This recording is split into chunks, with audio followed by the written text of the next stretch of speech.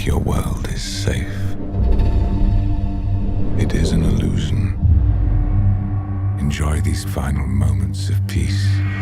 I was never a fan and didn't really grow up on it, but obviously was aware of it just because of the indelible mark that William Shatner and Leonard Nimoy left on the kind of cultural zeitgeist was such that you couldn't escape it. But yes, I've grown a great appreciation for it, and I think it's this sense of community and family and the possibility of humanity to achieve great things when they work together that is at the heart of Gene Roddenberry's vision that is so attractive, it's appealing, some may say naive, but I think it's a great reminder to us to come back to it. It's probably why it has such a fervent fan base, is that there is, whether you consciously recognize it or not, it's about a team of people. It's a team of people trying to achieve great things. It's a team of very different people from different races, creeds, colors, etc. on down the line, working together. And I think that is something we like to be reminded of as a social animal that the human being is.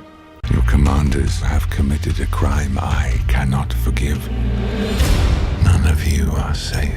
Clear the road! The characters of Kirk, Spock, and McCoy are sort of three parts of the same brain, in a sense. Mm-hmm. I was just wondering how much that actually is a factor in your performance. Like if you're doing a psychological breakdown, if you're writing a thesis on it, that's what I would get into, and I absolutely agree with you. And you're the first person that's mentioned it, and I think it's exactly right, is that they are, if the bridge of the Enterprise is anything, it is a brain. It's like the brain trust.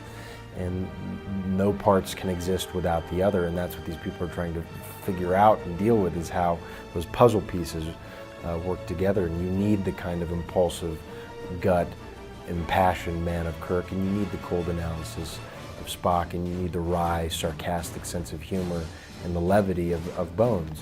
And that, I do think, exactly right, does it.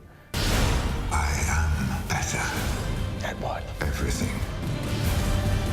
John Harrison, I think, represents to Kirk the metastasized version of those evil things within Kirk.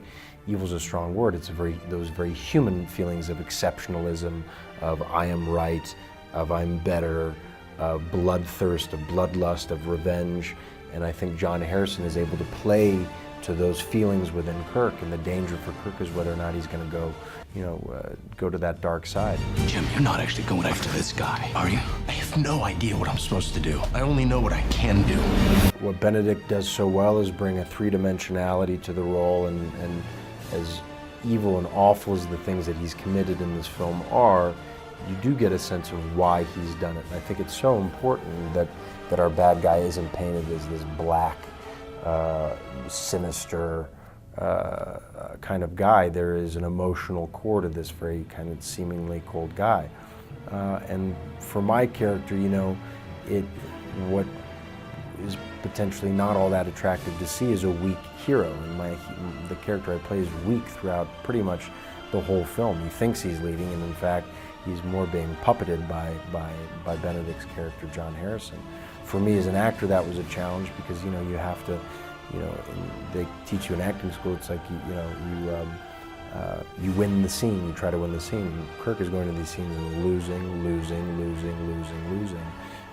But it's really a part of his arc. It's a part of that journey towards humility. Like, would you be interested in a third part, obviously with the right script, even if maybe JJ wasn't involved? I mean, interested or not, I have to do it. I've signed up for 3, so my contract is such that I would be sued above and beyond measure if I decided not to do it. And thankfully, I do want to do it. I'm looking forward to doing it, and I know that JJ, is going to go off and have this brand new adventure of his own, but is protective enough of the franchise and of all of us. I think that he'll want to make sure that the story is in good hands.